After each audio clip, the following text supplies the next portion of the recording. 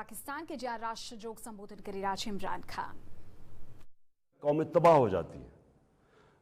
तो जिस तरह हज़रत अली रज़ी अल्लाह ताला ने कहा था कि कुफर का निज़ाम चल जाएगा लेकिन जुल्म और नाइंसाफ़ी का निज़ाम नहीं चल सकता।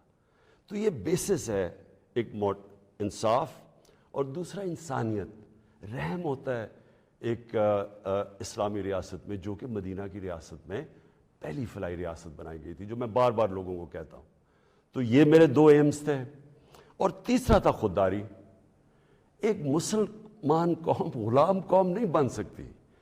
जिस कौम का नारा था पाकिस्तान का मतलब क्या, ला इलाहा इल्लल्लाह, ला इलाहा इल्लल्लाह का तो मतलब ही है कि सिवाय अल्लाह के आप किसी के सामने नहीं झुकते। वो शिर्क है। सबसे बुरी चीज़ अल्लाह को लगती है कि जब आप किसी को भी अल्लाह की जगह पे रखते हैं। तो ये गुलामी जो होती है, ये जब आप किसी की भी पैसे की गुलामी, खौफ की गुलामी, ये सब शिर्क है। क्योंकि ला इलाहा इल्लल्लाह इंसान को आज़ाद करता है। ये तीन थे मेरे आज से 25 साल पहले। आप देखें कि मैं मैनिफेस्टो में ये तीन चीज़ें लिखी थी। मुझे लोग कहते हैं इमरान साहब आप इस्लाम का नाम इस्तेमाल करते हैं। मैं अगर मेरे में अल्लाह ईमान ना डालता, मैं पॉलिटिक्स में क्यों आता? जिस आदमी के पास सब कुछ है, मुझे ये बताए, वो अपनी ज़िंदगी के 22 साल खर्च करेगा एक स्ट्रगल में, और 14 साल तो थोड़े से लोगों के साथ था, 14 साल तो मजाक उड़ता था मेरा। तो मैं क्यों पॉलिटिक्स में इतनी देर कोशिश की जिसके पास सब कुछ था?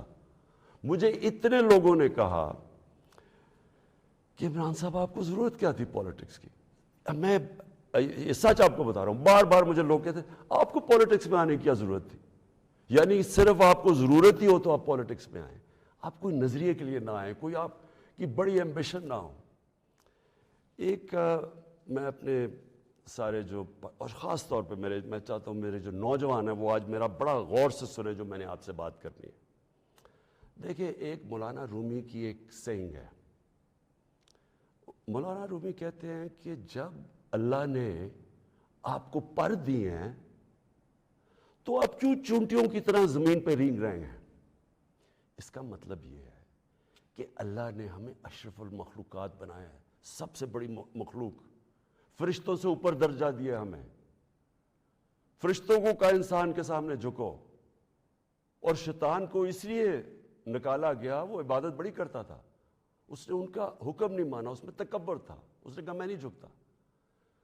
अल्लाह ने हमें पर दिए हैं। मसला हमारा ये है कि हम,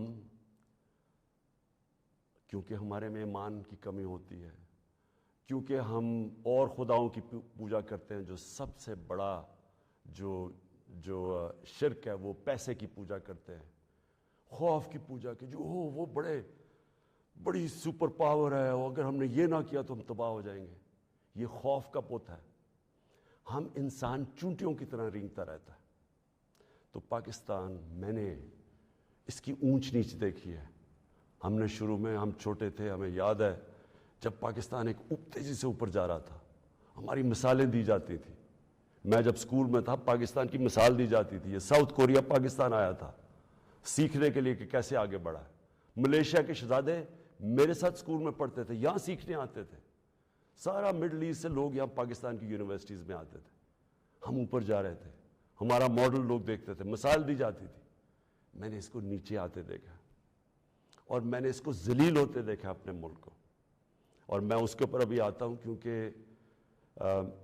जो मेरे वालिद थे, मुझे याद है अपने आखिरी दिनों में जो हमारे पर ये वॉर ऑन टेरर के अंदर जिस तरह की पाकिस्तानियों को ज़िल्लत मिली,